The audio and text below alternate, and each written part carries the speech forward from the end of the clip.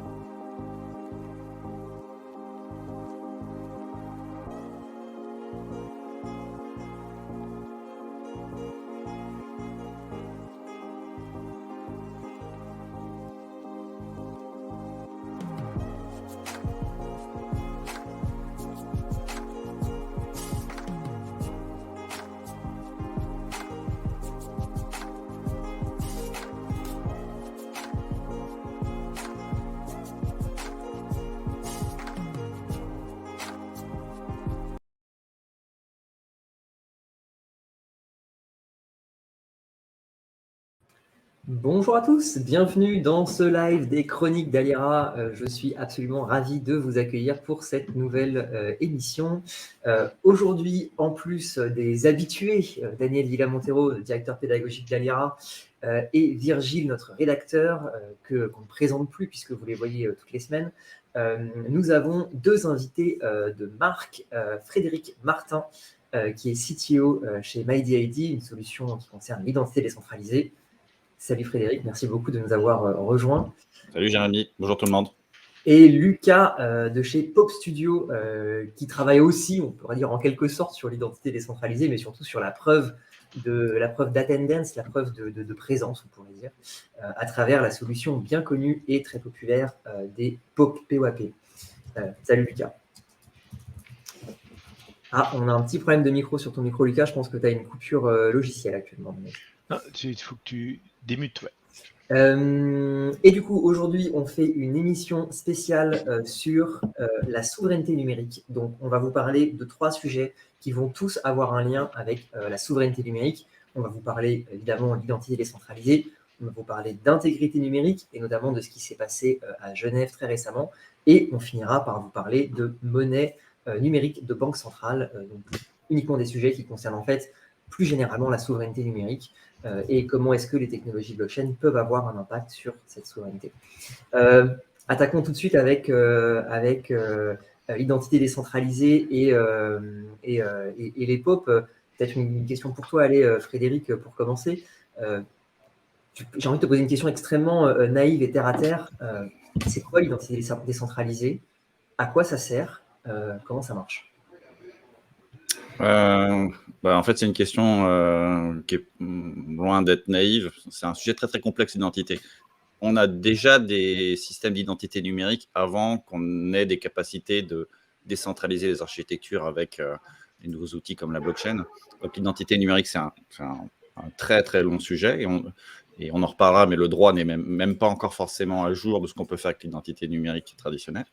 Et maintenant, en fait, on a la capacité, avec des architectures plus décentralisées, d'avoir un peu comme on a des wallets crypto, des wallets qui sont liés à l'identité, sur lesquels on stocke, nous, les données, et sur lesquels on a plus la main, et avec lesquels on peut obtenir plus facilement le consentement des utilisateurs à leur bonne utilisation.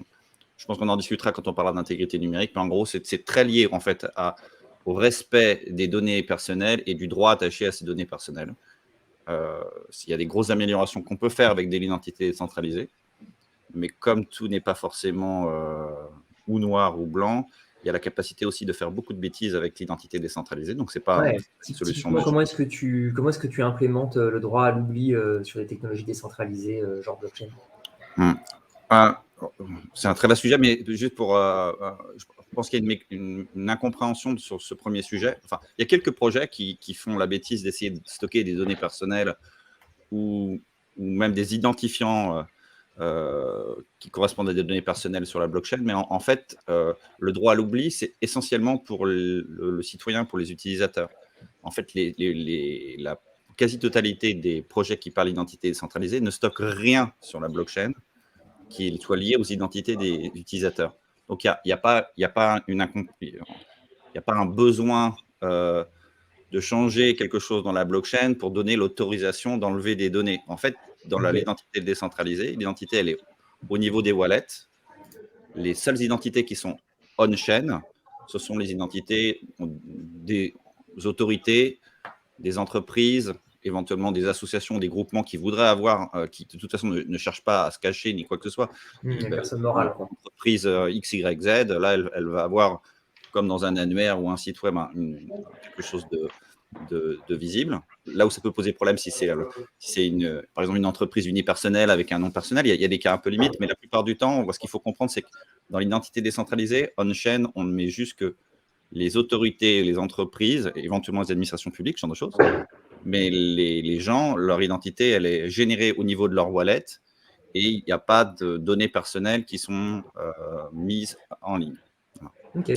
Online, on-chain. Il n'y a pas besoin de passer par ça. Les échanges se font en pair à pair juste quand on en a besoin. Quand on cherche à obtenir une information vérifiée, là, on rentre en discussion avec quelqu'un qui nous fournit une preuve.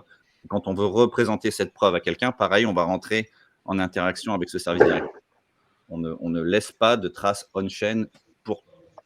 Ça peut arriver dans quelques cas concrets, et en général, c'est des traces de traces ou quelque chose comme ça, mais le but, c'est effectivement de ne pas laisser de données. C'est-à-dire que tu vas donner l'autorisation, pour être sûr de bien comprendre, et puis que tout le monde puisse bien comprendre aussi, tu vas donner l'autorisation à un tiers d'accéder à des informations qui sont prouvables, vérifiables, parce que stockées on-chain. C'est un peu ça l'idée. Elles ne sont pas stockées on-chain. Je vais prendre un exemple. Imaginons que Virgile soit la personne l'autorité chargée de vérifier que je sois français. J'ai un process qui peut être complètement même low-tech avec Virgile. Virgile, il va me signer un papier comme quoi, c'est tel identifiant est bien français. Voilà. C'est un de mes identifiants. Voilà.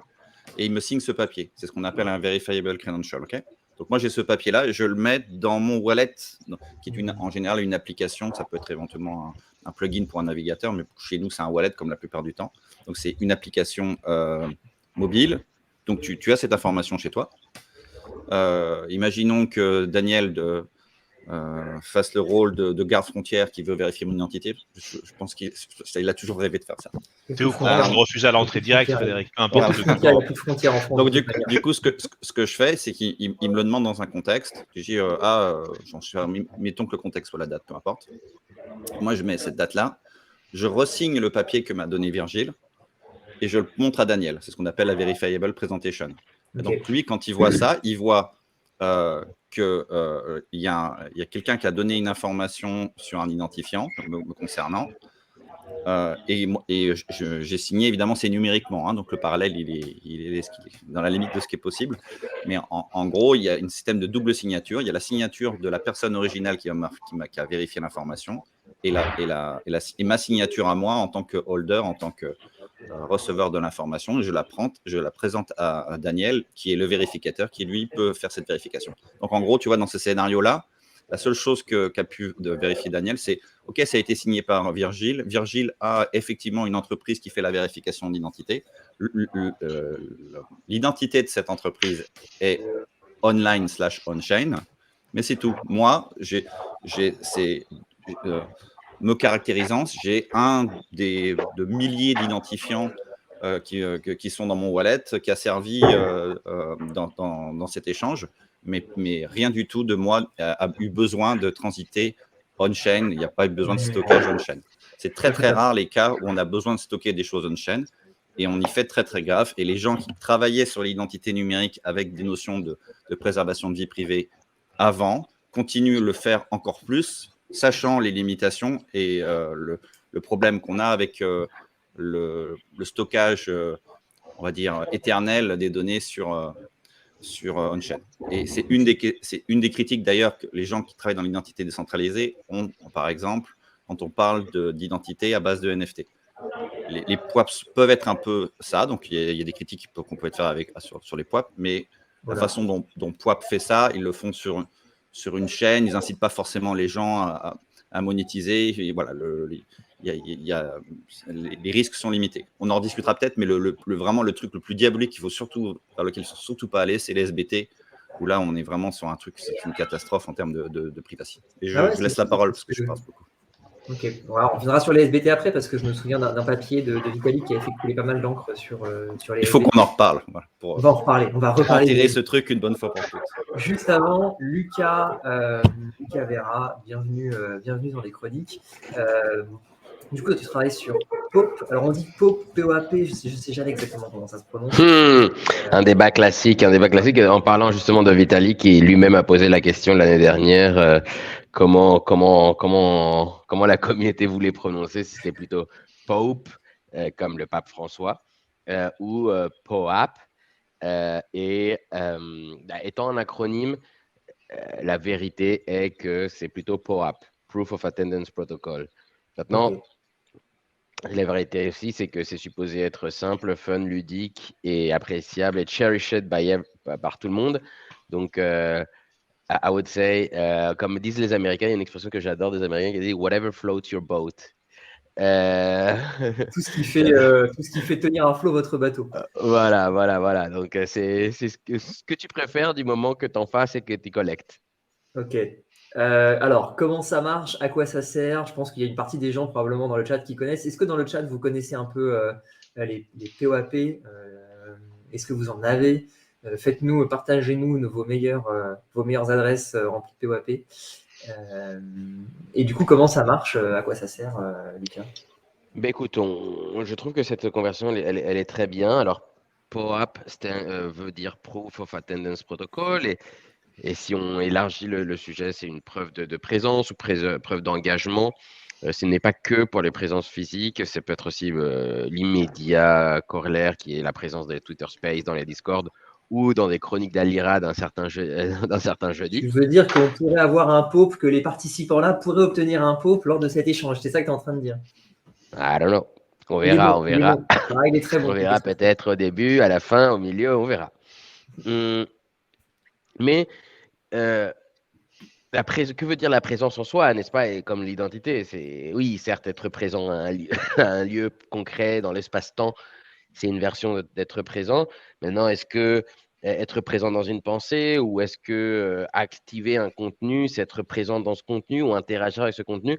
Et c'est pour ça qu'il y a d'autres assimilations. Et nous-mêmes, en tant que WAP Studio, on élargit un peu les cas d'usage du protocole comme une preuve de connaissance. C'est-à-dire, si tu participes, par exemple, à une chronique d'Alira, alors ça ne sera pas le cas aujourd'hui. Donc, aujourd'hui, potentiellement, tu auras la présence et puis point barre. Mais il y a aussi la question de preuve de attention. C'est-à-dire, est-ce que j'ai suffisamment engagé avec le contenu pour mériter? Parce que comme une chose, c'est être ici et faire ses mails, c'est-à-dire sur tous les visiteurs qui est concrètement tout le moment présent, versus faire la preuve d'engagement suffisante pour acquérir certaines connaissances. Et bon, en gros, des fois, pour certaines entreprises, on fait des chatbots qui posent certaines questions. Et avec en gros, un petit quiz, hein. C'est aussi simple que ça. Si tu passes le quiz, tu as le point parce que tu as prouvé non seulement être présent, c'est-à-dire connecté avec ton ordinateur, mais présent avec la ressource les plus scarces qu'il y a, qui est l'attention. Mais en tout cas, je voulais participer aujourd'hui de cette conversation parce que l'identité virtuelle ou l'identité digitale a plein bien sûr arrête de cette questionnement. Il y a bien sûr, il y a les passeports digitaux. Quand on va à notre puce digitale de notre passeport que nous donne l'État, c'est une version un peu de ça. Moi-même argentin, l'État argentin a fait des certaines. Alors après, est-ce que Est-ce que c'est vraiment quelque chose de bien ou c'est quelque chose où quelqu'un a gagné beaucoup d'argent en faisant une implémentation? Ça peut se discuter, mais en gros, moi, ma carte d'identité, elle peut être virtuelle aussi. C'est-à-dire qu'il y a une app officielle du gouvernement qui me donne ma carte d'identité digitale, qui est supposée être valide pour montrer à la police ou à l'hôpital ou quoi que ce soit. Mais sinon, pour la partie des pop en particulier, oui, comme disait Frédéric, c'est logique de. C'est pas l'identité, c'est pas forcément ton nom, prénom, ta photo. Ça peut être aussi la combinaison de moments que tu as vécu, ou les connaissances que tu possèdes, ou les moments que tu veux exprimer sur un certain wallet. Je me rappelle à plusieurs hackathons, des gens qui s'approchent, enfin, des développeurs qui adorent PoApp et qui commencent aussi à vouloir dire, OK, moi, j'ai une vie personnelle, j'ai une vie privée, notamment cette histoire de blockchain qui est publique, mais anon, mais pas seulement anon, quand tu commences à combiner les informations, anon pour anonyme. Donc, quel est l'UX, quelle est la conceptualisation par rapport à ça? À vrai dire, personne ne sait. Je ne me vanterai pas de savoir ni quel est le futur. La seule chose que je peux dire, c'est que tout le monde aime bien collecter, ou beaucoup de personnes aiment bien collecter des POAP et en donner. Et c'est au fur et à mesure, comme disait aussi Vitalik lors de la dernière ETHCC à Paris, et potentiellement il va revenir et potentiellement dire la même chose cette année, c'est que tous ceux qui sont intéressés à travailler sur la conception de l'identité digitale, l'identité blockchain, l'identité décentralisée, probablement en faisant beaucoup de POAP, vous serez dans les bons chantiers de conversation. Et je surréfléchis pour passer la parole, mais en effet, les Soulbound Tokens, même s'il y a un article, et l'article de Vitalik qui parlait de ces POAP justement, c'est une très bonne question. Pour info, POAP n'est pas Soulbound. POAP répond à un standard défini qui est le RC 721 qui te permet de le transférer. Aujourd'hui, Soulbound est une implémentation et je connais très bien les mots de Patricio, le fondateur de POAP, qui est très près du protocole Ethereum, dit aujourd'hui, personne ne sait très ce que c'est des Soulbound. Enfin, on sait qu'il y a une implémentation qui est celle de ne pas pouvoir migrer, d'enlever une méthode de transfert. Un NFT qu'on ne peut pas transférer, quoi. Voilà, mais est-ce que il y a plein de dérives par rapport à ça et notamment, typiquement, je l'ai compris le jour où on m'a dit, quelqu'un pourrait m'envoyer un NFT non transferable qui dit bienvenue au Taliban's Club. Et c'est la marque du diable, quoi. Tu peux marquer les uns et les autres de la marque du diable et elle est indélébile parce qu'elle est marquée on-chain. Et après, voilà. Après, mais comme dit Frédéric, est-ce que l'identité, c'est ce que tu as versus ce que tu peux signer? Et c'est ça aussi des paradigmes qui sont très, très différents parce que en général, on assume que parce qu'on l'a, c'est parce qu'on l'a voulu. Et on connaît très bien les cas d'usage de les Shiba Coin qui ont été valorisés ou qui ont arrivé à se valoriser parce qu'ils ont envoyé, je sais pas, la moitié de la supply à Vitalik et qui lui, alors je sais plus trop pourquoi, mais ce qu'il a fait, c'est faire une donation de la chose. Donc, c'est pas en la recevant dans l'écosystème où on est ou dans les méthodes actuelles, c'est vrai que quand on a quelque chose, c'est une espèce de propriété, alors que dans ce monde, le blockchain, c'est pas forcément ça, parce que n'importe qui peut envoyer n'importe quoi à n'importe qui. Et donc, c'est plutôt interagir avec, signer avec, qui est une vraie preuve d'ownership, encore une fois. Parce que en effet, tu peux m'envoyer mon Taliban Soulbound Token. Je suppose que je pourrais me défendre à la justice, dire moi j'ai rien à voir. Moi, j'ai rien fait. Moi, j'ai rien à faire. Moi, j'ai jamais interagi avec ce token. Et alors, justement, c'est pour ça que sans parler de fausses informations, déjà, le problème avec les NFT, c'est que tu peux être doxé à tout moment.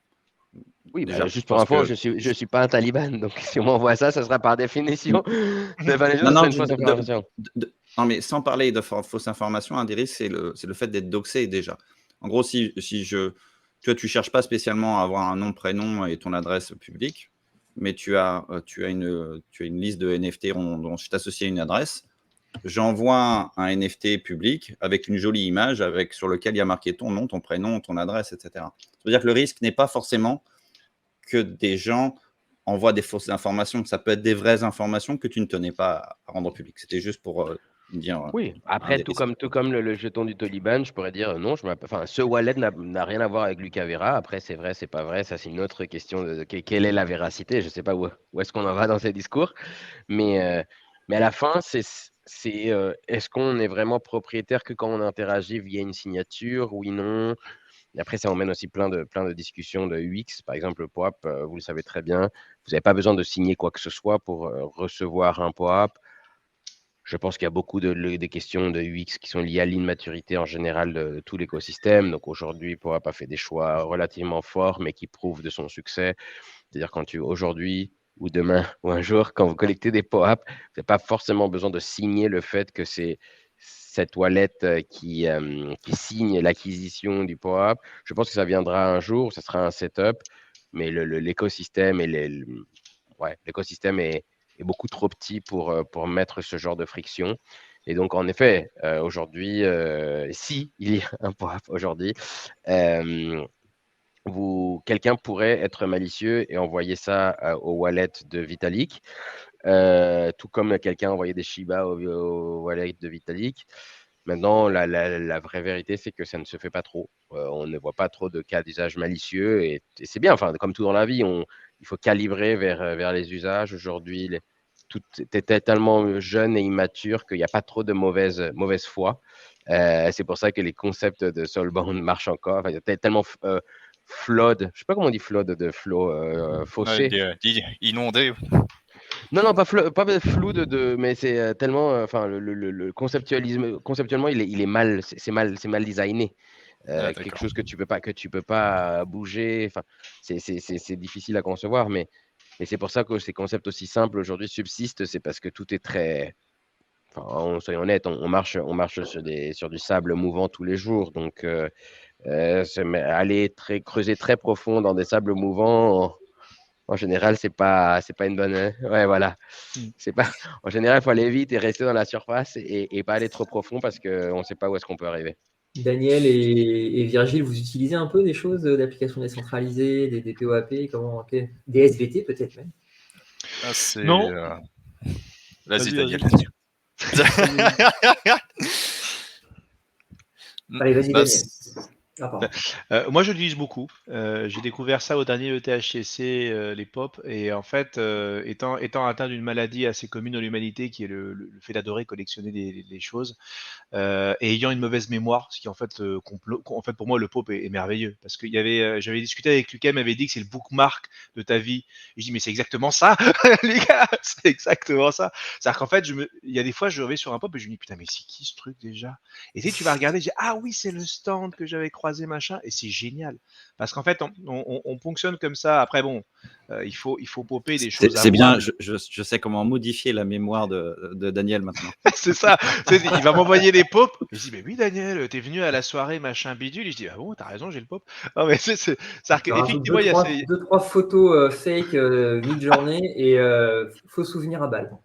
Non, mais c'est ça. C'est-à-dire qu'il y a. Mais après, les faux souvenirs, il y a plein de manières d'injecter les faux souvenirs et j'aime beaucoup cette notion-là. Enfin, je trouve ça ce sujet passionnant. Il y a aussi, par exemple, un sujet passionnant, tu vois, c'est imaginons que d'aventure, il y a un pop qui soit délivré pendant cette chronique. Imaginons qu'on l'envoie chez Vitalik, par exemple, et qu'on puisse dire haut et fort, Vitalik assiste aux chroniques d'Alira. Voilà. C'est-à-dire que ça ferait une pub merveilleuse et pourtant, il n'y aurait peut-être qu'une petite partie de la population crypto-enthousiaste qui serait décelée de se dire il est extrêmement simple d'envoyer un pop à quelqu'un. Donc c'est vrai que c'est pour moi, moi je les utilise à titre personnel parce que j'adore ça. Je les collectionne, je trouve que ce sont de beaux objets. Je sais en plus que l'équipe de Pop a sélectionné pour éviter qu'il y ait des doublons, donc ça veut dire faire en sorte que d'un point de vue graphique, il soit différent, d'un point de vue de la description. Donc il y a quand même il y a un aspect en fait de vérification de ne pas popper n'importe quoi. Et surtout de ne pas popper des choses, on va dire pornographiques ou effectivement très gênantes, parce que sans un minimum de contrôle, ça pourrait être une arme extrêmement enfin un truc vraiment mal orchestré. Donc moi c'est un outil que j'aime beaucoup. Pour la petite histoire, les jurys de certification chez Alira reçoivent des POP lorsqu'effectivement il nous faut l'honneur de leur présence. Je le fais systématiquement et en fait, pour le coup, des jurys adore les collectionner et c'est un peu comme des petites médailles. Je dis, regarde, t'as vu, j'ai été 4 fois jury chez Alira. Depuis que j'ai fait ça, en fait, j'ai découvert que beaucoup d'organismes de formation font la même chose et c'est une bonne idée. Je pense que c'est quelque chose de très agréable. Virgile, de ton côté, quelle est ton expérience popesque? Alors j'en ai 2 à citer si tu veux. Bah, la première, tu viens de le décrire, Daniel, c'est les pops, hein, forcément. Franchement, c'est vraiment la solution qu'absolument tout le monde utilise et que je trouve super intéressante également pour toutes les raisons que tu viens de citer. Et pour une utilisation plus personnelle de mon côté, j'utilise pas mal Sysmo, qui est une solution permettant de prouver telle action sans avoir à montrer son wallet via des preuves via des preuves ZK tout simplement, ou des preuves à divulgation nulle de connaissance. Et là, du côté de Sysmo, il y a pas mal de trucs qui se font, notamment pas mal de, enfin, on peut avoir des badges à collectionner, mais il y a aussi des applications qui sont construites par-dessus via des protocoles qui s'y intéressent et qui développent là-dessus. Et voilà tout pour. Enfin, c'est un peu mon tour personnel de mon utilisation sur les protocoles d'identité. Et au fil des conversations, c'est plus une question pour vous, Lucas et Frédéric. C'est que au fil des discussions, là, depuis le début de ce talk, je me rends compte que les SBT, c'est une solution absolument cauchemardesque pour l'usurpation d'identité. Enfin, je veux dire par là que si jamais on se fait compromettre ses clés privées, on n'a aucune possibilité de transférer ces tokens ou quoi que ce soit, donc aucune possibilité de récupérer ce qui enfin, ce qui fait que nous sommes nous, entre guillemets. Donc je voulais savoir quelle était votre opinion là-dessus. Pour reprendre un petit peu j'invite les gens, on voit toujours les gens vers ça, vers les 10 principes liés à la self-sovereign identity définie par Christopher Allen il y a maintenant longtemps, qui sont des garde-fous pour ne pas faire de bêtises avec telle identité. Et malheureusement, je pense que quand on utilise des NFT, on en bafoue une partie. Il y a une partie déjà qui est compliquée à respecter avec des NFT, c'est le consentement, comme on vient de l'évoquer. En fait, on t'envoie des tonnes de choses. Il y a la portabilité, ça se discute effectivement si tu as des soulbound token ou pas. Le côté soulbound token, c'est vraiment un peu l'idée de marquer au fer rouge. Il y a aussi un comportement qu'on essaye de faire. Par exemple, moi, j'aime bien le côté festif qu'il y a dans PWAP, tu vois, qui est plutôt un truc sympa à l'origine, mais qui peut apporter des dangers par la bande, comme par exemple le fait effectivement que les gens ont du mal à dissocier leurs différentes vies. Et du coup, en fait, en termes d'OSINT, moi j'aime la cybersécurité, et quand tu fais de l'intelligence sur les sources ouvertes, tout ce qui est on-chain, bah, tu te régales parce que tu as plein d'informations. Tu peux avoir ça, rien qu'en sachant par exemple que des PWAP ont été reçus par des personnes au même moment, bah, ça veut dire qu'ils étaient ensemble. Toi, quand tu reçois ton PWAP, tu te dis pas forcément, du coup, je donne l'info que j'étais là à telle heure avec telle personne. Il y a des problèmes de portabilité, bon, comme tu l'as évoqué, Soulbound Token, mais Soulbound Token, ça dépend de la culture, mais nous, on évite, par exemple, quand on parle de credential, de réfléchir à des credentials négatifs. C'est-à-dire que là, c'est un PWAP que tu acceptes ou pas, mais en général, tu vas le chercher parce que tu es content de quelque chose. Maintenant, si on dit qu'un Soulbound Token, c'est pour te dire que tu es un mauvais payeur, ça peut être bien, ça peut être mal. Je prends exprès, je fais mauvais payeur parce que je sais que ça va donner des discussions. Est-ce qu'on devrait pouvoir le faire ou pas? Est-ce que les gens, c'est de leur faute de ne pas pouvoir plus payer? Il y a tout un tas de sujets. Et Vitalik, dans des conversations, dans des entretiens, a été jusqu'à dire que oui, lui, il voit bien ce genre de SBT se développer, ce qui est une catastrophe. Enfin, non, il ne faut vraiment pas aller vers ça. Le problème, c'est que Vitalik, les SBT, peut-être les gens ne sont pas au courant. L'idée du SBT vient quand Vitalik s'informe sur les PWAP. Et je ne sais pas pourquoi il rajoute, en fait, d'ailleurs, son papier ne précise pas une implémentation précise, c'est pour ça que Lucas a dit que c'est plutôt une discussion en suspens, les SBT. Mais vraiment, c'est en rendre encore plus dangereux les PWAP que de passer sur des SBT. Donc voilà, la notion de consentement, de portabilité, de différenciation de la vie, même quand tu te dis c'est pas, je l'ai pas éternellement à mon adresse parce que je peux le bouger. Oui, mais tu as la trace on-chain. Donc c'est pas forcément non plus une solution. Je dis pas que tout est diabolique. Je pense que c'est des expérimentations qu'on fait. Et d'ailleurs, je suis les expérimentations que fait Sysmo, qui essaye de trouver aussi des solutions avec du ZKP pour essayer de préserver un peu plus la vie privée. Mais voilà, il ne faut pas sous-estimer ça. Il ne faut pas se dire que c'est un sujet nouveau, l'identité numérique. L'identité numérique, c'est un vieux sujet maintenant. Moi, j'ai vécu le début du net. Je sais que pendant un temps, on faisait une grosse distinction entre identité numérique et identité classique. Maintenant, c'est fusionné et le droit est en train de fusionner ça. Donc, voilà, c'est juste pour dire que les contraintes pour faire les choses bien ne sont pas faciles à respecter quand on utilise les NFT. Ok, Lucas, tu penses quoi de tout ça? Ah, tu es mute encore. Mute, Ouais. Gilles.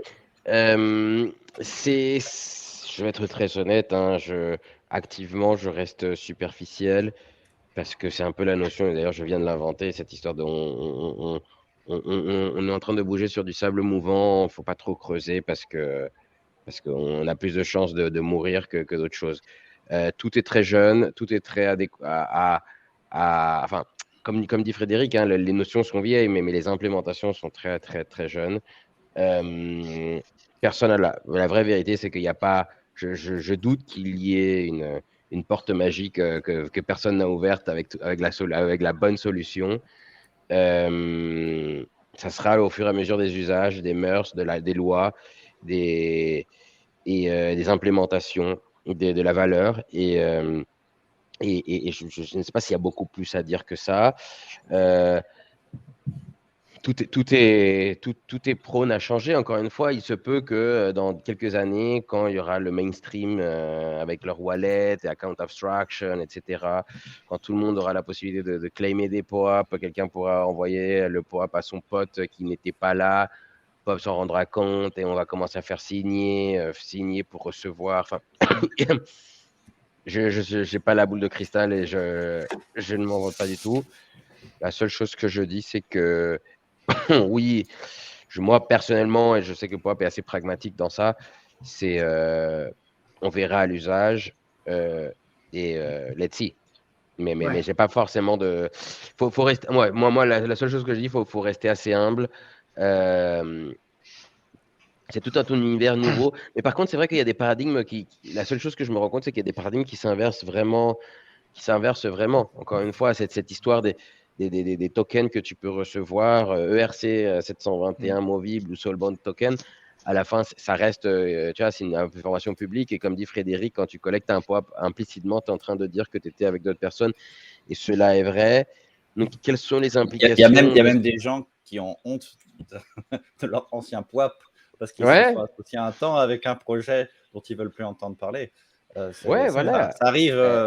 Mais tu vois, c'est pour Frédéric, pour revenir là-dessus, c'est que ça montre en fait la nécessité d'éduquer les gens à une hygiène numérique. Tu vois, c'est pareil quand tu fais un selfie, tu sais, quand tu es dans un salon et que tu vas tweeter avec quelqu'un, machin et tout, tu marques, même si c'est un réseau centralisé, tu marques numériquement ta présence à tel endroit. Ouais, en fait, Daniel, mais on en avait déjà discuté de ça. je sais, mais je continuerai à faire des selfies avec toi, Frédéric, je suis désolé. Voilà. Mais pas que ça. C'était grillé, Daniel. Quoi, t'es grillé. À mon avis, l'idée, c'est que les gens n'ont pas une bonne hygiène numérique par défaut. Et donc, du coup, je comprends l'intérêt. Le PWAP, c'est quelque chose qui donne la prévalence à l'expérience utilisateur et la conveniency avant la sécurité et la privacy. Et je pense que le cas l'a évoqué, peut-être qu'il y aura des améliorations pour justement qu'on ait une meilleure isolation, consentement, etc. Juste pour quand même dire que ce n'est pas un sujet si neuf pour les gens qui postent l'identité de manière générale et que le Decentralized Identifier et le Verifiable Credential, tous ces standards-là sont en train d'être développés par le W3C depuis très très longtemps. Et y compris Vitalik, que je baffe là sur le sujet des Soulbound Tokens, à côté de ça, a fait d'excellentes propositions sur l'identité numérique par le passé. Je sais pas, je pense qu'il était bourré le jour où il a parlé de Solvent Token, c'est la seule explication que j'ai.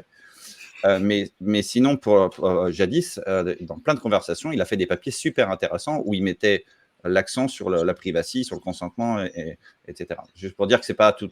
Je pense que c'est normal qu'on cherche des solutions et il y aura sans doute un compromis à faire entre le côté simplicité d'utilisation, c'est cool, mais vraiment, et pour les gens qui sont des militants de la vie privée comme moi et plein d'autres, faut faire super gaffe. C'est un peu comme quand on fait un vieux tweet avec une blague sexiste d'il y a 10 ans et qu'on te ressort et que tu te fais cancel. Imaginez ça en puissance 2 avec des PWAP, des NFT, des adresses, etc. Outre le problème des séparations aussi, et après je termine sur ça. Moi, parce que je fais un peu d'OSINT justement sur les gens qui reçoivent différentes choses, des NFT, des PWAP, etc. Sur les PWAP, surtout quand ils essayent de le monétiser et le transformer en Ether, quand ils restent sur la Gnosis Chain, ça va. C'est pas évident de recouper des informations. Mais dès qu'ils essayent de les monnayer, on peut se régaler. Hein. On peut trouver la fortune des gens.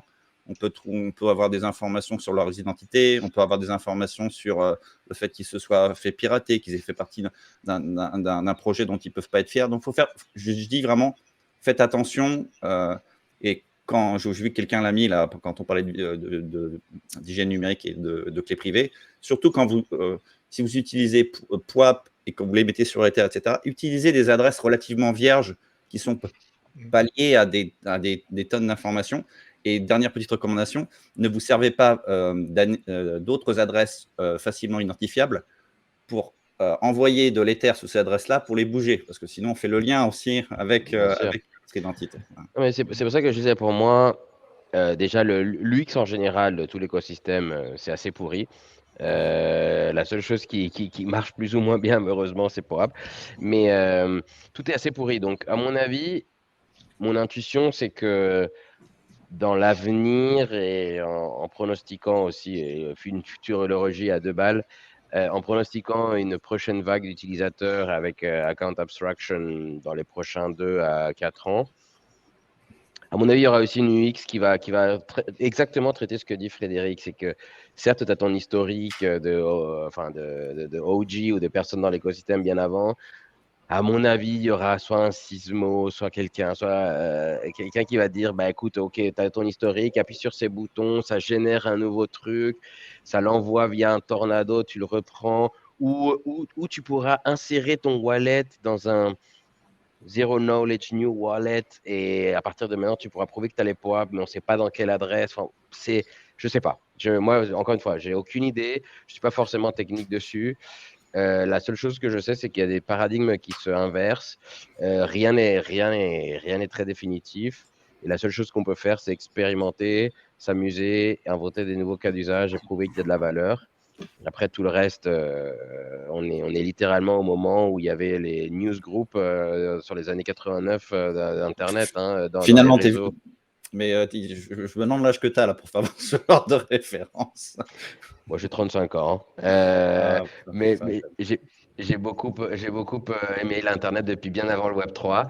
Et j'ai jamais vécu, moi, un jour, j'ai pas trop vécu les histoires de newsgroup, mais on est à ce stade-là. Hein. On est une vingtaine dans la échelle mondiale.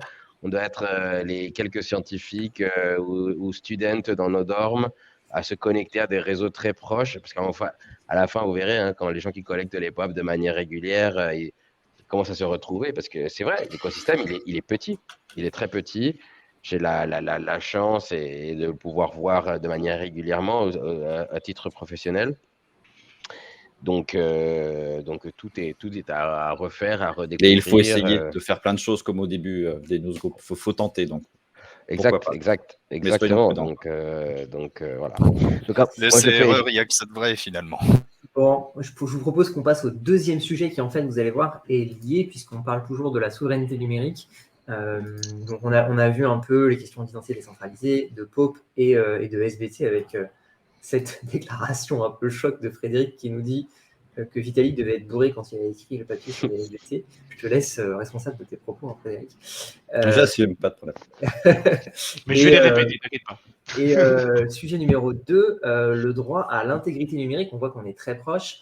Et c'est notamment un sujet qu'on a voulu vous mettre de l'avant en raison d'un vote très récent du canton de Genève. Est-ce que tu veux nous en dire un peu plus sur ce vote, Virgile, qui vient d'avoir lieu? Alors, c'est plus Daniel qui est au courant de cette affaire-là. Oui, je vais Et hop, transférer. la patate chaude pour le collègue. Mon collègue juriste, effectivement, j'ai ajouté ce sujet à la chronique et je suis très heureux de pouvoir en échanger avec Fred, hein, puisque Fred est très érudit sur la question aussi. Le canton de Genève, il y a quelques jours, a voté une loi sur le droit à l'intégrité numérique. En extendant en fait certaines choses qui sont liées à l'intégrité physique, à l'intégrité numérique. Et ça englobe énormément de choses. Donc, on va pas aborder la question, je vais pas rentrer dans les détails, mais notamment, enfin voilà, le but est de donner des moyens aux forces de l'ordre en matière de cybersécurité pour garantir le respect de ce nouveau droit fondamental. L'idée, c'est que globalement, l'intégrité numérique inclut notamment le droit d'être protégé contre notre traitement abusif des lois liées à sa vie numérique, le droit à la sécurité dans l'espace numérique, le droit à la sécurité dans l'espace numérique et le droit à une vie hors ligne ainsi que le droit à l'oubli. Donc ça englobe énormément de choses. Ça a été voté de manière extrêmement favorable par le corps politique genevois. 95% des votants, si je me souviens bien. Voilà, beaucoup de structures, enfin des cantons suisses trouvent la chose extrêmement intéressante et donc ça risque d'être adopté de manière nationale au niveau de la Suisse. Si c'est le cas, ça fait une véritable différence entre les droits d'un citoyen suisse et les droits d'un citoyen français. Nous deviendrons des sous-citoyens par rapport aux citoyens suisses. Donc ça englobe énormément de choses. Je vais laisser. Alors c'est Alexis Roussel qui est à l'initiative de cela, quelqu'un que l'on connaît, qu'on a déjà accueilli chez Antol Calira à quelques fois, et c'est quelqu'un dont j'apprécie énormément le travail. J'espère qu'il nous écoute. Donc pour celles et ceux qui veulent se renseigner, je vais trouver une petite URL sympathique qui résume un peu tout petit peu tout ça avec le texte de loi. Frédéric, toi qui connais tout aussi bien et qui suit bien les travaux de Alexis, est-ce que tu peux nous en donner un tout petit peu plus de détails et quels sont pour toi les points les plus croustillants? Déjà, si vous voulez lire quelque chose, vous pouvez prendre. C'est mon livre de chevet en ce moment. Ah non, je me suis trompé de bouquin. Je me suis trompé de ce bouquin. C'est le Kama Sutra, ça, Fred. Non, mais justement, c'est deux livres en un. C'est pas con comme façon de faire. Alors, notre si précieuse intégrité numérique pour ceux qui. Donc c'est fait par Alexis Roussel et Grégoire Barbet. Ouais, donc là effectivement c'est le canton de Genève qui a pris la main en réussissant à le mettre dans la loi. Mais c'est un sujet, l'intégrité numérique, qui date dans les années 2020. Moi, j'en ai entendu parler. C'était déjà Alexis Roussel à l'époque qui en parlait pour moi. Ça a été repris par le parti pirate allemand, qui a des liens avec Alexis Roussel aussi, puisque Alexis Roussel était à la tête du parti pirate en Suisse. Déjà, les gens ne comprennent pas forcément la notion d'intégrité, mais c'est juste pour dire que tes données personnelles, elles t'appartiennent aussi. Et donc, du coup, que ça associe des droits à toi comme à ton intégrité physique et morale, tu as l'intégrité de tes données personnelles. C'est un sujet qui est éminemment politique, donc qui motive des gens à voter pour, y compris pour des raisons pas techniques et pas forcément les notions de privacy, parfois par le côté souveraineté. Par exemple, une critique qui a été faite, et même par Alexis, sur les termes utilisés à Genève, qui vont peut-être être corrigés dans la version pour Neuchâtel. Alors, Alexis vient de Neuchâtel et est très actif à Neuchâtel, et on peut espérer qu'il y aura le même type de loi qui va être adopté à Neuchâtel. Et dans la logique, alors ça peut paraître fou pour les Français, mais il y a une vraie décentralisation en Suisse. Donc en fait, ce qui fait la primeur de la loi aussi est très liée au canton avant la fédération. Donc on peut faire plein de choses démocratiques qu'il est difficile d'obtenir en France. Et donc l'intégrité numérique, c'est lié. Là, c'est beaucoup noté sur le traitement des données, mais même le stockage en lui-même fait débat. Il y a eu énormément de débats entre notamment l'UE et les États-Unis sur les parents et les petits-fils du Privacy Shield, et le respect du RGPD par des acteurs étrangers, etc. Donc pour l'instant, c'est un sujet auquel effectivement beaucoup de pays dans le monde, y compris européens, ne font pas très attention. Et la Suisse est dans une logique de décentralisation et de souveraineté et de maîtrise des données de ses citoyens, et ce genre de choses. Comment s'y atteler? Tout n'est pas rose en Suisse. Ils ont beaucoup sous-traité à des géants du web qui faisaient un peu tout et n'importe quoi aussi. Mais c'est parmi, je pense, les pays les plus lucides dans les réflexions politiques et techniques sur les sujets du moment. Voilà. Je ne sais pas si tu voulais aborder un sous-sujet en particulier. Alors, globalement, qu'est-ce que ça va changer pour le citoyen genevois? Plusieurs choses, par exemple, c'est aussi le droit d'avoir une vie hors ligne.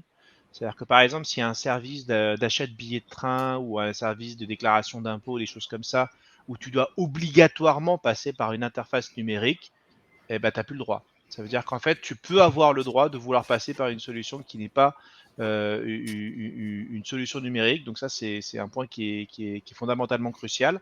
Il faut aussi, ça inverse la charge de la preuve. Ça veut dire que si on touche à tes données, tu peux dire qu'il y a eu une agression par rapport à tes données sans avoir besoin de justifier qu'on a touché à tes données.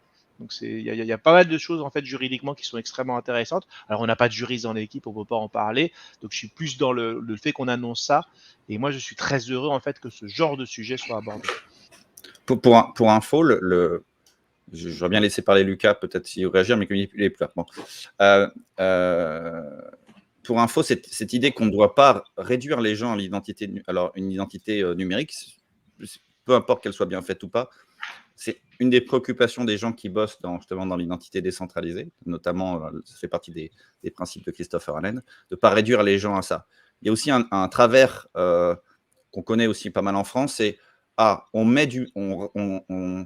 laisse des humains à des guichets, mais juste pour faire du support, pour leur apprendre à utiliser des ordis à disposition, des choses comme ça. Et en fait, on ne résout pas le problème. Il y a des gens, bon déjà, en général, tu as un découpage, c'est triste, mais par l'âge et par l'accès à un savoir technique, etc. En fait, on ne devrait pas commencer à segmenter des populations en disant ceux-là, ils vont être plus à l'aise, ils vont plus s'en sortir. C'est un autre sujet on ne va pas l'aborder là parce que c'est un sujet éminemment casse-gueule, mais qui est lié à l'identité numérique.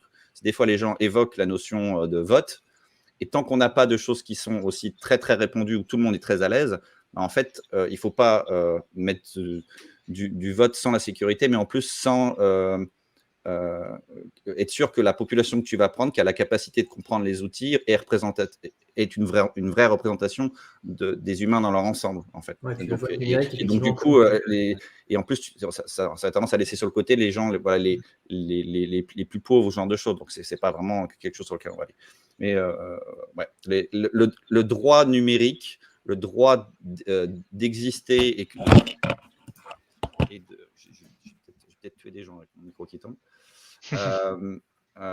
Les droits sur leurs données personnelles, il y a le traitement, il y a le stockage. La Suisse va clairement dans le bon sens et il y a des pays qui vont vraiment dans le mauvais sens en ce moment et la France, malheureusement, fait partie.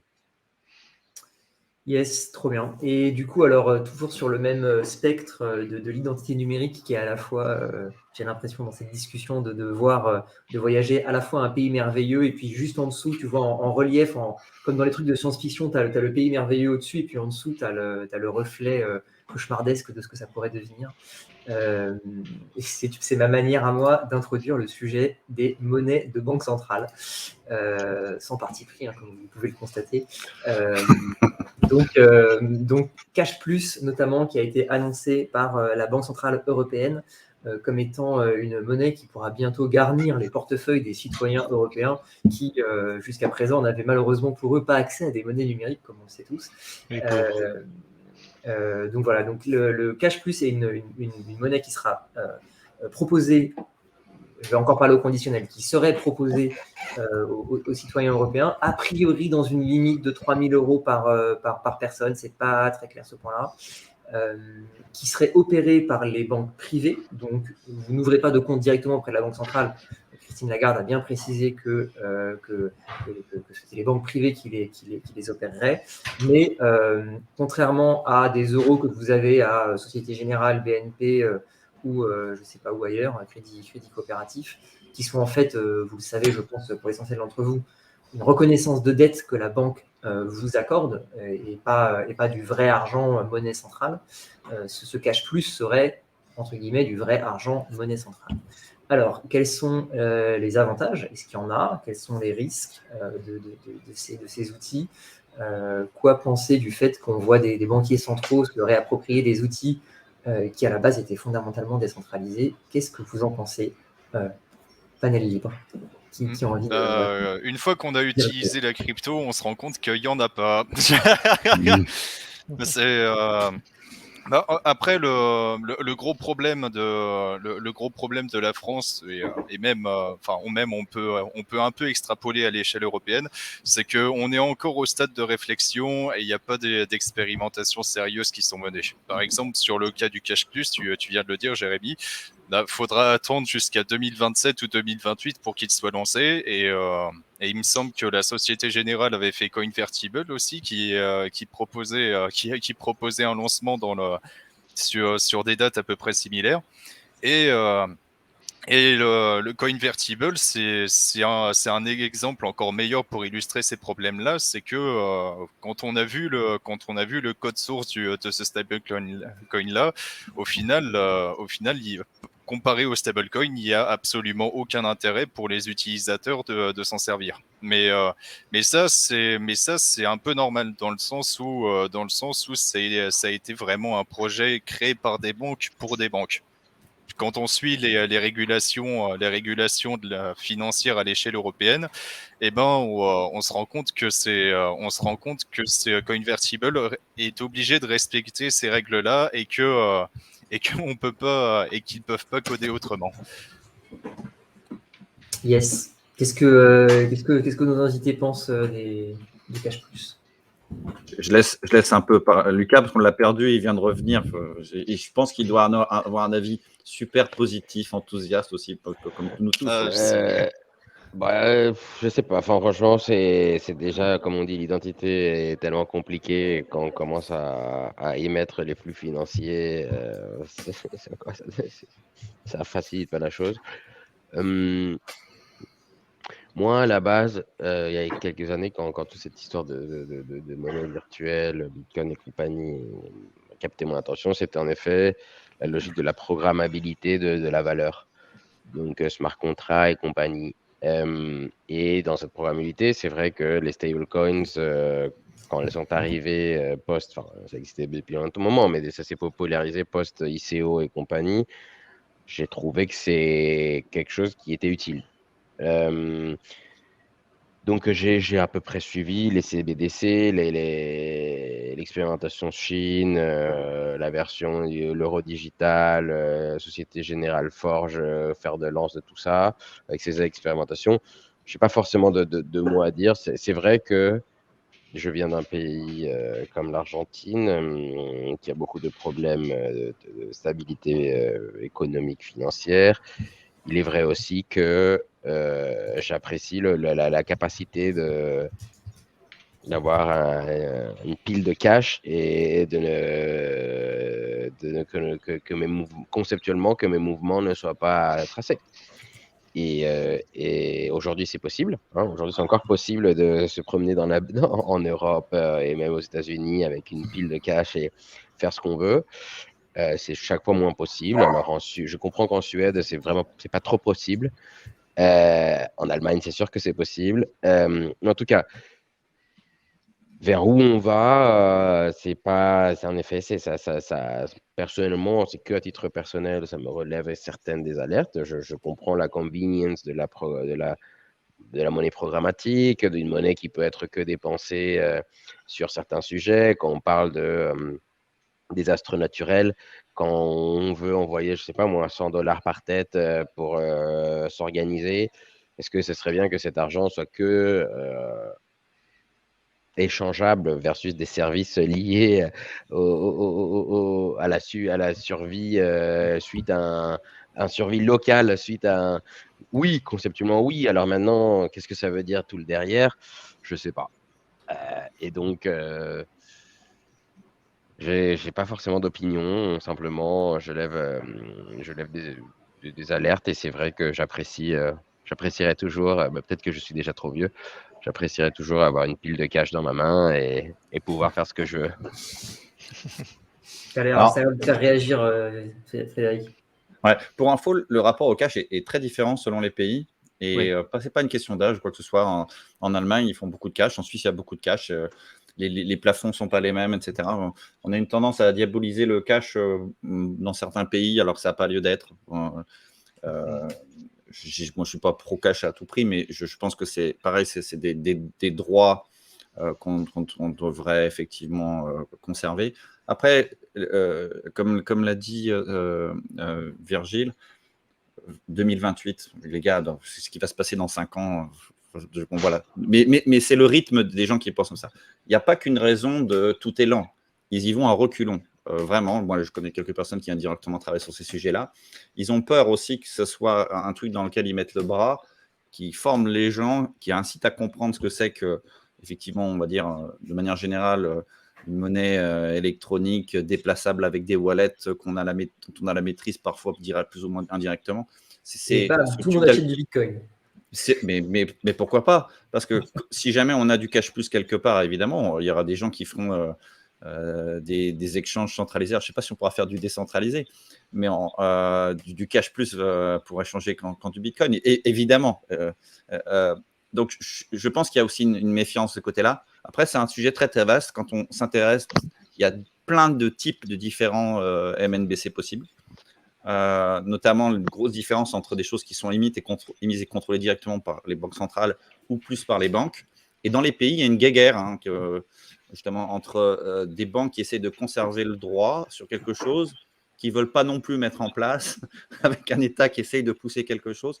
La plupart des scénarios évoqués là, sont pas de la dystopie loin de la réalité. Quand on dit ah ouais, mais on pourrait être forcé à dépenser son argent ou on pourrait friser les comptes, etc. C'est des scénarios qui sont évoqués des fois dans des documents. On tombe le cul par terre, on dit mais c'est Oui, puis quand des substrats politiques qui sont assez courants. Hein. Le gouvernement a fait des chèques énergie, donc ce n'est jamais qu'un chèque énergie numérique, quoi. Ouais. Là, j'évoquais plutôt les choses négatives, mais pour reprendre un petit peu ce que tu viens de dire, et Lucas, quand on a eu besoin d'envoyer des chèques de soutien aux Américains pendant la pandémie, on aurait pu, par exemple, avoir un intérêt de plus facilement pousser de l'argent dans les portefeuilles des gens, parce que c'est très compliqué. Il y avait aussi une notion est-ce qu'on le donne à tout le monde? Est-ce qu'on demande de prouver des choses à l'identité aux gens pour y avoir accès? Donc, et là, c'est le sujet le plus casse-gueule possible, c'est quand on va parler de CBDC liés à l'identité. Là, si on veut réfléchir à des scénarios à la Black Mirror, on peut aller vraiment des choses très très loin. C'est pour ça que dans les amoureux de technologie, que nous sommes tous, hein, on doit faire gaffe aussi à réfléchir pour les autres, en gros, pour ceux qui vont moins comprendre ce qui vont tomber sur le coin de la gueule quand on parle de ces technos-là. Et voilà, c'est pour ça que j'appelle aussi une vigilance sur les CBDC. Par contre, je suis rassuré, il y a énormément d'incompétence, d'incompréhension et de lenteur dans les circuits qui travaillent sur ces sujets-là, pour que je pense qu'on aura le temps d'être agile et d'apprendre à tout le monde à naviguer entre les lignes. Mais parfois, le risque, c'est que naviguer comme ça pour échapper à des dérives totalitaires, pour être réservé à une certaine catégorie de personnes. C'est toujours désagréable. Je vais prendre une petite analogie vraiment ridicule, mais en France, si tu utilises les DNS de ton prestataire, tu as des sites auxquels tu n'as pas accès. Bon, des fois, de manière legit, des fois, c'est très discutable. Bah, effectivement, les gens qui savent changer leur DNS, ils ont accès à d'autres résultats parfois ou à d'autres sites que les autres n'ont pas. Bon, c'est une pratique, tu vois, c'est pas grand-chose. Mais en fait, il n'y a pas énormément de gens qui le font. Et le risque, c'est que on arrive dans un futur où on a des outils qui dérivent vers des choses sur lesquelles on ne veut pas aller. Et les gens qui furtivement échapperont peut-être à la surveillance ou à du contrôle, ben, ce sera un petit groupe d'individus. Et ça me rappelle, moi, beaucoup de propositions de textes de loi là, ne vont vraiment pas dans le bon sens, côté, par exemple, respect de la privacy. Il y a des lois qui attaquent beaucoup le chiffrement en point à point, y compris une loi européenne qui a été faite suite à du lobbying français, pour dire qu'on est vraiment beaucoup dans les mauvais coups en ce moment. Il faut vraiment qu'on soit très vigilant sur le fait que c'est pas une obligation d'aller vers ça. Et c'est pour ça que c'est vrai que c'est agréable de faire quelques allers-retours avec la Suisse et discuter avec les gens en Suisse pour dire, mais non, mais en fait, il n'y a aucune fatalité. Même un petit pays comme la Suisse peut se débrouille très bien dans plein de cas, avec y compris sa propre monnaie, ses propres réflexions, ses changements de loi, son envie de protéger la vie privée de ses citoyens, etc. En fait, Bah, j'ai un peu... Ouais, vas-y, Virgile. Si tu veux, pour aller dans le sens de Frédéric, c'est des cas des scénarios à la Black Mirror. On pourrait déjà en citer un avec le Nigeria par exemple, où les cartes bancaires et d'identité vont fusionner. Et ça, forcément, ça permet ça permet de systématiquement associer un compte à un KYC. Et même en Chine, si on veut extrapoler, il y a une liaison du crédit social et des comptes bancaires. Mais c'est vrai que ouais, je suis d'accord que il y a quand même pas mal d'incompétences et pas mal de manque de connaissances vis-à-vis de la blockchain. Mais parmi ceux qui s'en sortent le mieux, de mon point de vue, c'est les États-Unis, parce que quand on regarde l'univers crypto aux États-Unis, ils ont quasiment une solution de monnaie numérique de banque centrale qui marche. Je développe vite fait, comme ça on pourra boucler par la suite. Quand je parle de solution plug and play, on a Coinbase qui est la seule plateforme d'échange régulée aux États-Unis. On a Circle qui émet le stablecoin USDC et il peut faire office de banque centrale pour cette monnaie numérique. On a Base qui va bientôt qui va bientôt être lancé, qui pourrait servir de réseau de paiement. Et le portefeuille le portefeuille utilisé pour ça, ce serait Coinbase Wallet. Alors Coinbase Wallet, forcément, c'est très peu connu en Europe, mais on peut assurer que aux États-Unis, c'est très utilisé. Et forcément, quand on combine la plateforme d'échange, la banque centrale, le réseau de paiement et le portefeuille, eh bien, avec ces quatre sociétés, on peut avoir une CBDC qui fonctionne. Et pour le coup, il n'y a même pas besoin que ce soit détenu par des. Si, en théorie, c'est détenu par des acteurs privés, mais tout est réalisé on-chain. Donc voilà, c'est à mon sens la solution de CBDC la plus aboutie actuellement. Après, à voir comment ça fonctionnera à l'avenir. Le régulateur a tendance à tirer sur à peu près tous les prestataires de stablecoin en ce moment. Ouais, mais quand tu vois BlackRock et Fidelity qui proposent des ETF spot, ils sont assez optimistes quant à l'issue du procès.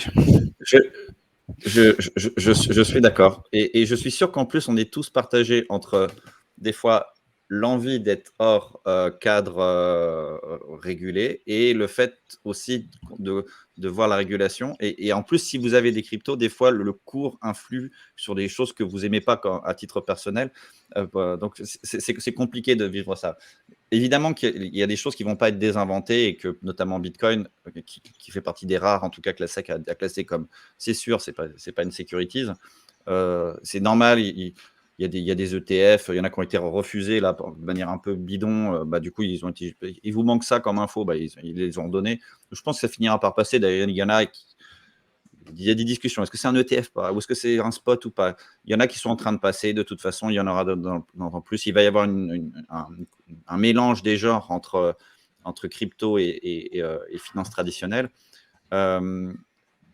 Je pense qu'il risque d'y avoir une diabolisation effectivement des stablecoins un peu en dehors de ceux qui sont très très contrôlés. Et si on va vers le futur que tu peins un peu, Virgile, on pourrait se retrouver avec des obligations de KYC liées à des wallets qui gèrent ton cash. Ça devient compliqué. Bon, heureusement aussi, je pense que les Américains sont très, très attachés à toutes sortes de libertés financières. Je pense qu'ils sont peut-être même plus en lutte que nous, Européens, à préserver certaines libertés de ce côté-là. Pas que j'adule les Américains, par ailleurs, sur beaucoup de sujets, mais au moins sur les attachements à certaines libertés, on peut compter sur eux. C'est clair. Sur ces belles paroles, on va boucler. Merci beaucoup à nos invités d'être venus parmi nous présenter leur projet un petit peu et puis nous donner leur avis surtout sur la question de la souveraineté de la souveraineté numérique. Est-ce que, Lucas, tu as un petit quelque chose pour nous ou pas finalement? Eh ben oui. Les gens réclament normalement. le PWAP. Les gens Ah, réclament Oui, Le attends, Le on a beau quand même appel. pas Ah, ça, discuté. Lucas Allez, c'est quand pas même pas pour rien discuté comme ça. qu'on est resté ici, là. Très bien, les sujets du futur, mais tout le monde sait ce qu'on veut ici. On veut du pop, on veut du pop. Donc, alors, normalement, vous l'avez déjà, le QR code. Est-ce que c'est moi qui le partage? C'est vous qui le partagez? Comment vous le Comme tu faites? veux, partage. Tu as, je pense, en bas de ton écran un partager, un présenter. Ouais, Et donc, tu ok, vas pouvoir, alors, je vais... Je note que le PWAP, ça peut être une motivation à ce que les gens restent. C'est un outil pédagogique merveilleux. Putain. Alors, cela dit, moi qui fais les chroniques, je pense que j'en ai pas loupé une depuis le début. On a habituellement un taux de maintien qui est assez fort et qui est comparable à celui qu'on a eu aujourd'hui. Donc, Très ce bien, n'est pas très bien. juste, ce n'est pas juste le pop. Balance Donc, ton je PWAP. présente, je fais... J'ai beaucoup celle-là. Je vais la replacer. Ça. Balance ton pop. Votre ordinateur. Mais tu sais, afficher un et tu sais ce qui est amusant, c'est que vous n'avez pas une petite nostalgie des bons points à la fin des cours ou des choses comme ça. Il n'y a pas un petit Mais truc là oui. qui a rien. Il n'y a pas Ouais. quelque Et chose il avait un de. petit, quand tu étais enfant, C'est une nostalgie de bon élève. Ouais, c'est ça, tu avais un petit cahier et tu mettais les bons points, tu sais, dans les petites pochettes. Mais non, là, c'est que Il y j'en a une avais pas nostalgie de justement. Firefox. C'est ça le. Il y en a qui diraient ça. Il y en a qui diraient ça même. Il y a quand même une petite Ah, on a nostalgie. perdu, Ah bah on on a perdu Lucas. Lucas va revenir. Ah, c'est vrai Tu que sais, le bout tu sais, pour la blague, parce que je ne sais plus qui, l'un de vous a dit, c'est proof of attendance, plutôt, mais pas peut-être de participation ou d'attention. Il y a des gens qui commencent à faire un peu futur à Black Mirror et puis dire, si un jour on a accès depuis l'extérieur à le suivi des yeux, en fait, parce qu'on peut déjà, rien qu'en regardant des caméras d'invités, voir s'ils sont attentifs ou pas à la conversation. Avec la Vision Pro d'Apple, ça serait bien. Je pense qu'on ira peut-être encore un peu plus loin. Je pense que ça pourrait être cool comme ça. On donnerait des choses. Ah non, mais directement avec Neuralink. On donnerait des mauvais directement dans le points s'ils cerveau. sont pas attentionnés. Tu vois. Alors, bien sûr, un bon boomer, j'ai... Qu'est-ce qui arrive? Et sinon, moi, Si, Attends, si, j'ai essayé si. de mon côté. Hein. je dois En pouvoir le fait, faire. Lucas, il aime bien se vieillir. Il parle des newsgroups, il se traite lui-même de boomer, alors qu'il a 35 piges. Alors, attendez. Alors, attendez, moi aussi, ah non, c'est pas celui-là, bien sûr, parce que j'ai 10 000 QR codes dans mon ordinateur, of course. C'est celui que tu nous as envoyé, c'est bien celui-là? C'est celui que tu nous as envoyé tout à Ouais, l'heure? oui, Ouais, Ça n'a mais... pas bougé. Oui, exactement. Maintenant, est-ce que entire screen, je vais canceller ce truc, je vais présenter. Si tu n'y arrives pas, je peux essayer de mon côté. Hein. Tentative, nouvelle technologie, tout ça. Je vais faire une petite expérience sociale, je pense, suite à ce point. Alors, et tac. Ah, moi j'aimerais bien, je pense que je sais ce que tu vas faire et avec plaisir. Hop là. Voilà. Alors par contre, Ah, attends, il faut le bouger parce que là, le sujet 3 va empêcher le scan. Voilà. Qu'est-ce qui se passe? Ah oui, pardon. Sorry. Je vous laisse combien de temps? 10 secondes, 20 secondes, Oh, 40 secondes. une 30 secondes, 30 secondes, ça devrait être bon. Hop. Normalement, moi, c'est bon. Voilà, donc vous scannez, vous insérez soit votre adresse Ethereum, soit votre adresse email. L'email work, c'est aussi, ça marche aussi pour ceux qui n'ont pas leur ledger sur eux ou quoi que ce soit. Et après, vous recevez avec un petit mail assez dev friendly et très peu corporate ready pour que vous puissiez le migrer à votre wallet sans signature, bien sûr, comme on a évoqué, parce que encore une fois, l'écosystème est tellement jeune et immature et en général bienveillant qu'il n'y a pas trop d'abus et des trucs bizarres. Mais À déjà, propos de ça, bienveillance, merci Lucas d'avoir supporté un peu mes critiques acerbes. Non, mais il n'y a pas de souci. En plus, c'est vrai qu'il y a une facilité quand on est dans le monde du pop, où il n'y a pas trop facilement des logiques financières. Tout est plus simple. C'est vrai aussi, moi, mon métier est relativement simple par rapport à d'autres personnes qui doivent expliquer la DeFi et compagnie. C'est que, voilà, il n'y a pas de notion financière, du moins directement, et tout. Voilà, et ça simplifie les choses, on va dire. Yes. Merci pour votre temps. Qui l'ont clamé. Alors, j'ai une question, Ah, Lucas. Vas-y. Le Twitch va être en replay. Donc, pour le coup, pendant combien de temps les gens pourront minter ce pop? Est-ce qu'il y a une durée finale? Oui, une durée finale. Et d'ailleurs, normalement, c'est dans quelques minutes. En principe, il faudra trouver un mécanisme. Enfin, ce qu'on est en train de faire est plus basé pour la présence in real time. Quel est le problème de le laisser allumer pour toujours? C'est qu'en fait, une fois que quelqu'un, un mauvais acteur se rend compte de la chose, il prend le lien, il le distribue là où il veut. Donc c'est juste pour dire, pour celles et ceux qui le scannent pendant le replay, c'est normal que ça ne marche pas, c'est ça l'idée. Exactement. Voilà, ok, Exactement. d'accord. Bon, voilà, il faut être sûr de ça. Après, s'ils veulent t'envoyer un message, moi, je peux te passer quelques liens et tu pourras leur poser Voilà. la question. Est-ce qu'ils ont vraiment écouté? Quelle est la nouvelle loi qui est sortie en Suisse?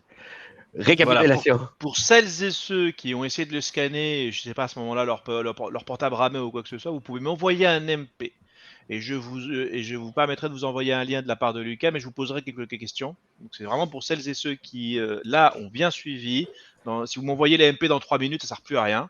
Vous m'envoyez un MP en disant je ne peux pas avoir le pop, j'ai tout suivi, je te promets Daniel, j'adore la loi suisse. Et après, on essaiera de voir avec Lucas pour que vous puissiez le minter quand même. Voilà. Donc, merci à chacune et à chacun d'entre vous de nous avoir suivis. Donc, je remercie aussi nos invités. Merci à Fred et Lucas qui sont un peu des habitués d'Alira. On a l'occasion d'échanger souvent avec eux et on les aime beaucoup. Et voilà, du coup, je vous dis au revoir. Et Au merci revoir. beaucoup à vous tous, chères personnes du chat, d'avoir suivi avec beaucoup d'assiduité, j'en suis certain, ce live. Vous savez, Alira, c'est une école qui est spécialisée sur la blockchain. On enseigne la blockchain de toutes les manières possibles et imaginables. On organise le 20 juillet, dans un peu moins de 10 jours, un webinaire sur l'ensemble de nos parcours de formation. Donc, on forme des développeurs, des consultants, des spécialistes en finance centralisée, des spécialistes en tokenomics, des gens qui développent des NFT, des gens qui lancent des tokens. Bref, on couvre l'ensemble du spectre. Si vous n'êtes pas déjà un apprenant, ce qui, à mon avis, vous connaissant et voyant le niveau du chat, probablement doit concerner une personne sur deux là, qui nous écoute. Mais pour la deuxième moitié qui ne sont pas déjà apprenants chez nous, si vous voulez nous rejoindre, la prochaine promotion, elle débutera le 25 septembre. Si vous nous rejoignez avant ce dimanche, on a une petite offre Early Birds pour les personnes qui nous rejoignent avant les vacances d'été.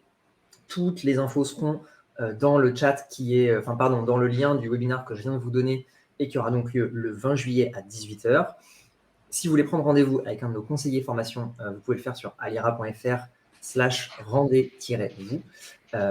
Et avec grand plaisir, on vous retrouvera du coup jeudi prochain, même heure, même endroit, pour l'épisode suivant des Chroniques d'Alira. Merci beaucoup à tous, merci à nos invités et merci beaucoup à toute l'équipe.